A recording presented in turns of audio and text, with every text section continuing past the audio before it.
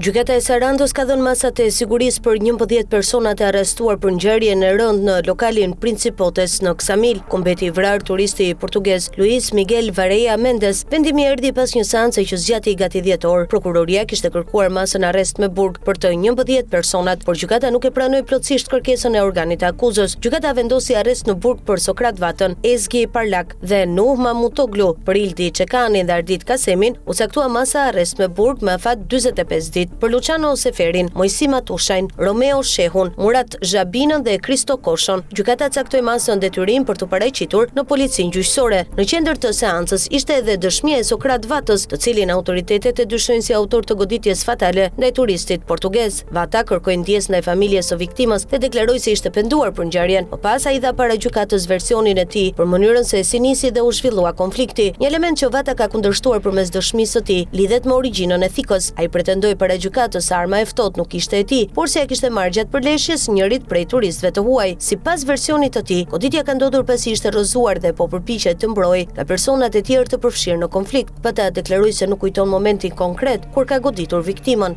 Deklarata e plotë e Sokrat Vatës: u kërkoi ndjesë familjarëve të viktimës, u shprengu shëllimet e mia, jam penduar për atë që ka ndodhur. Një grup turistësh francezë ishin brenda në lokal, ata po bënin zhurmë. Shoku im u kërkoi që të mbanin qetësi, ata nuk u bindën, filluan të na shanin. Ju afruam më afër dhe u kërkuam sërish të mbanin qetësi, por ata filluan të na godisnin. Gjatë përleshjes fizike kemi dalë në pjesën e jashtme. Njëri nga ata kishte një thik, e kam neutralizuar dhe i kam marrë thikën. Në këtë moment dikush nga turistët e huaj më goditi me shkelm në nofull. Aty jam rrëzuar. Ata kanë tentuar të më godasin sërish. Instinktivisht kam lëvizur dorën për të mbrojtur. Nuk e kuptoj si e kam goditur pasi isha nën shok. Nuk e dija nëse ndonjëri nga ata ishte plagosur pasi ishin shumë. Nga shoku jam larguar. Gjykata nuk e liroi Sokrat Vatën pas kësaj dëshmie. Ajo caktoi ndaj tij masën arrest me burg, ndërsa hetimi do duhet të përcaktojë dinamikën e plotë të konfliktit. Për 11 të arrestuarit, prokuroria kishte kërkuar burg, por gjykata diferencoi masat, duke lënë disa prej tyre në qeli, 2 me afat 45 ditor dhe 5 të tjerë me detyrim paraqitje.